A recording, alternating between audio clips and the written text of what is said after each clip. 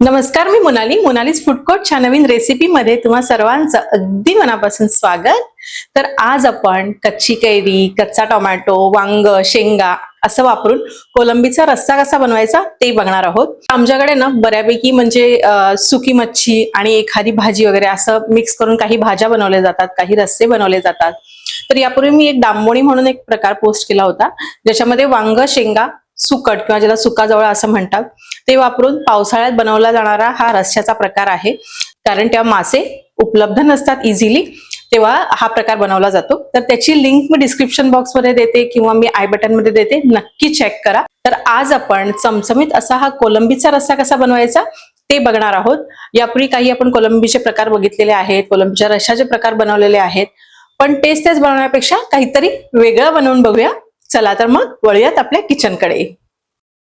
तर मी इथे एक वांग, एक टोमॅटो, एक शेंग आणि कैरी कापून घेतलेली आहे। तुम्हाला कितपत आंबट हवं या हिशोबात तुम्ही कैरी वगैरे घेऊ शकता। त्याचबरोबर इथे कोलंबी आहे, लसूण, हा घरगुती मसाला आहे 2 चमचे, अर्धा चमचा हळद आहे, इथे अर्धा चमचा हिंग आहे आणि चवीपुरतं मीठ घेतलेलं आहे। इतकेच जिन्नस या रेसिपीसाठी लागतात, फार काही जिन्नस लागत नाहीत। आता काय करायचं तर पॅन मध्ये तेल गरम करून घ्यायचं। तर नॉनव्हेज आहे त्यामुळे थोडंसं तेल जास्त टाकायचं। इथे मी साधारण 2 चमचे तेल गरम करून घेतलेलं आहे। आता सगळ्यात अगोदर याच्यामध्ये घालायचा लसूण। तर हा बारीक ठेचलेला लसूण आहे, कारण माशाला लसूण हवाच। आता हा जो लसूण आहे तो आपल्याला मंद अग्नीवर फ्राय करून घ्यायचा आहे, त्याचा छान सुगंध रिलीज झाला पाहिजे आणि त्याचबरोबर तो थोडासा ब्राउनिश देखील झाला पाहिजे। तर असं व्यवस्थित परतून घ्यायचा लसूण।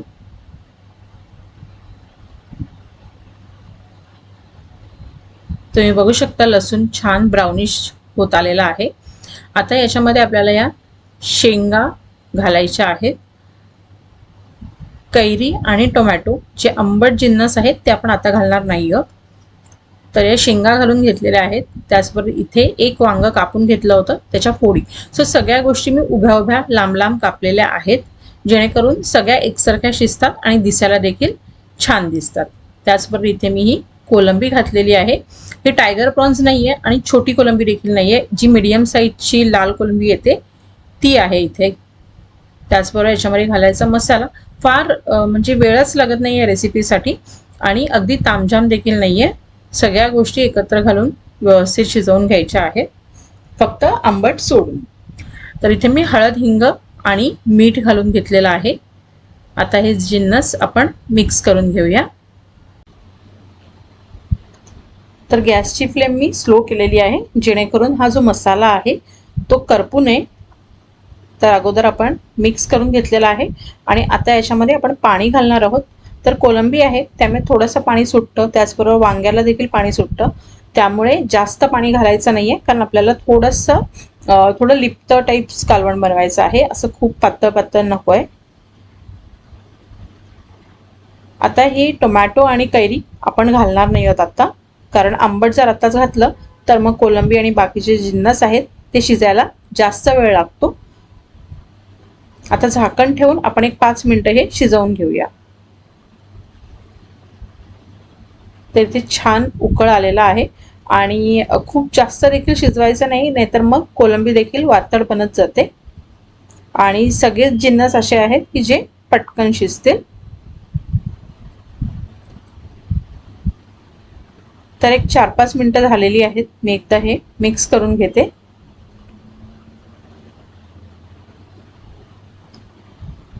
आणि शिजलं नाहीये, पण थोडं थोडं शिजत आलेलं आहे। आता अजून एक 3-4 मिनिटं झालेली आहेत आणि मी म्हटलं तसं या रेसिपीला फार वेळ लागत नाही, कारण सगळे जिन्नस अगदी पटकन शिजणारे आहेत। तर इथे आपण चेक करूया। तुम्ही बघू शकता वांग शिजायला आले आणि त्याचबरोबर ही जी शेंग आहे शेवग्याची ती देखील थोडी शिजत आलेली आहे। आता या स्टेजला आपल्याला याच्यामध्ये कैरी, कच्ची कैरी आणि टोमॅटो घालायचा आहे। कच्चा टोमॅटो आहे हा देखील। शक्यतो मच्छीच्या रेसिपीमध्ये किंवा कोणत्याही चिकन मटन मध्ये शक्यतो टोमॅटो घालत नाही, पण कच्चा असेल तर त्याची चव थोडी वेगळी लागते आणि चांगली लागते, म्हणून घातलेला आहे। तर जर कच्चा टोमॅटो नसेल तर तुम्ही स्किप करा। आता हे मिक्स करूया आता कैरी तर अगदीच पटकन शिजते आणि टोमॅटो शिजायला देखील फार वेळ लागत नाही. तर आता मी गॅसची फ्लेम स्लो केलेली आहे आणि स्लो फ्लेमवर आपल्याला हे व्यवस्थित शिजू द्यायचं, जेणेकरून हे थोडं घट्ट देखील होईल आणि त्याचबरोबर कैरी टोमॅटो देखील शिजेल. झाकण ठेवायचं आणि थोडं 5 मिनिटं शिजून घेणार आहोत. एक 5 मिनिटं झालेली आहेत आणि हा जो रस्सा आहे तो छान अगदी तयार झालेला आहे. तुम्ही बघू शकता टोमॅटो देखील शिजलेला आहे. काही भाग थोडासा कच्चा आहे.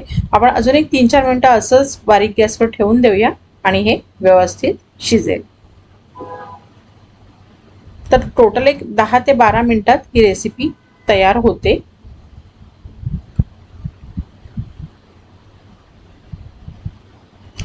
आता सगळ्यात शेवटी याच्यावर घालायची आहे कोथिंबीर आणि इथे आपला सगळे कच्चे जिन्नस म्हणजे कच्चा टोमॅटो, कच्ची कैरी, शेंगा, वांग घालून कोलंबीचा रस्सा बनवून तयार आहे. खूप मस्त लागतो हा रस्सा. आता मी गॅस बंद करते. मस्त. आणि तुम्ही बघू शकता इथे हा जो रस्सा आहे तो अगदी छान चमचमीत झालेला आहे. याच्यामध्ये वांग आहे, त्याचबरोबर कैरी आहे, टोमॅटो आहे, त्यामुळे छान आंबट तिखट असा हा रस्सा बनतो. आणि खायचा कसा तर फक्त गरम भात आणि हा रस्सा हे देखील छान लागतं, किंवा त्याचबरोबर तुम्ही हे अगदी तांदळाच्या भाकरीसोबत देखील खाऊ शकता किंवा कोणत्याही भाकरीसोबत हा रस्सा चांगला लागतो. नुसता भात आणि हा रस्सा आणि एखादा सुका बांगडा किंवा सुकी मच्छी असेल भाजलेली तर मजाच येते. तर नक्की बनवून बघा आणि रेसिपी आवडली तर लाईक, शेअर आणि कमेंट करायला अजिबात विसरू नका. कमेंट्स येत नाही आहेत, सो तुम्ही बघत असाल तर प्लीज कमेंट करून तुमचा अभिप्राय कळवा. असं नाही की तुम्ही करूनच बघा, पण तुम्हाला रेसिपी आवडली तरी देखील तुम्ही कळवू शकता. कारण छान चमचमीत असा हा रस्सा बनतो आणि अगदी सोप्या पद्धतीने आणि फार मेहनत म्हणजे प्रत्येक वेळी थोड्या थोड्या वेळाने काहीतरी टाकत राहा असं करायची गरज नाहीये. बऱ्याचशा गोष्टी एकत्र टाकून छान शिजवून घ्यायचं, मस्त बनतो. पुन्हा भेटूया अशाच एका छानशा रेसिपी सहित. तोपर्यंत stay tuned and thank you.